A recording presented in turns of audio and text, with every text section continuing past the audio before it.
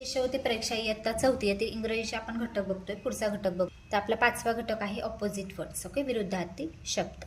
तर बघा, एखाद्या शब्दाच्या उलट अर्थाच्या शब्दाला ऑपोजिट वर्ड म्हणतात. आतापर्यंत शिकलेल्या तसे दैनंदिन व्यवहारातील विरुद्धार्थी शब्दांचे ज्ञान असणे आवश्यक आहे.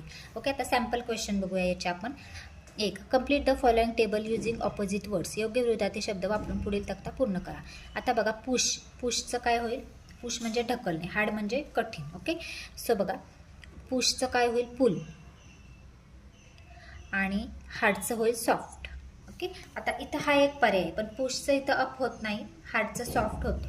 हां, पुश, पुल आणि हार्डचं होतं सॉफ्ट. पर्याय क्रमांक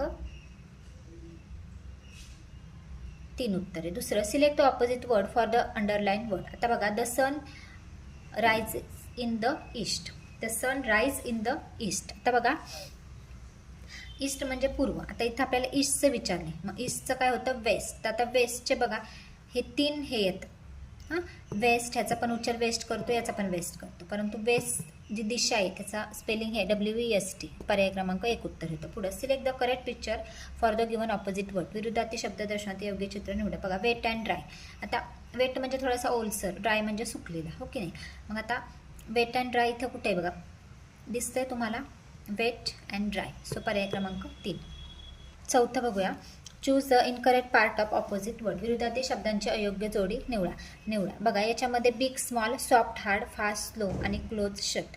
तर याच्यामध्ये त्यांनी अयोग्य जोडी, इनकरेक्ट पेअर विचारलेली आहे.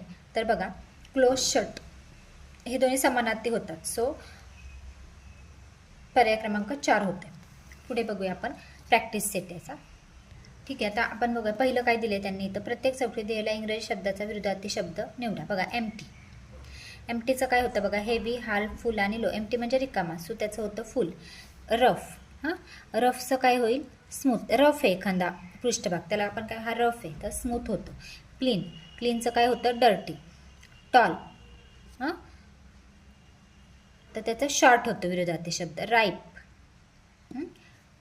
आता बघा, याच्यामध्ये राईप म्हणजे जे पिकलेलं असतं फळ झाडाचं, त्याला आपण राईप म्हणतो. आणि रॉ म्हणजे अर्धवट पिकलेलं. सो राईपचा विरोधार्थी शब्द होतो रॉ. आता पुढे बघूया, observe the picture and close the correct opposite word. हॅपीचं तुम्हाला सगळ्यांना माहिती आहे, सॅड. ओके, पिक्चर बघून हे करायचं. थ्रो म्हणजे काय? फेकणे. हां, मग थ्रोचं विरुद्धार्थी काय येतं? तर कॅच येतं. पर्याय क्रमांक 3, कॅच. 8वं बघूया, choose the correct opposite word for warm. वॉर्मचं आपल्याला कोल्ड विरुद्धार्थी शब्द. वॉर्म म्हणजे गरम, कोल्ड म्हणजे थंड. Find the odd pair out. बघा, गटातनं बसणारी जोडी. ड्राय, वेट बरोबर आहे. ओपन, क्लोज विरुद्धार्थी आहे. इन, अप आणि कम, गो. सो इन, अप हे होत नाही. हां, इनचं आउट होईल. सो पर्याय क्रमांक 3 हे चुकीचे आहे. पुढचा प्रश्न बघा, choose the correct opposite word for the underline word in the sentence given below. हां, राज इज अ यंग मॅन. यंगचा विरुद्धार्थी शब्द विचारला. यंग म्हणजे तरुण, ओल्ड म्हणजे म्हातारा. सो पर्याय क्रमांक 2. Choose the incorrect pair of opposite word.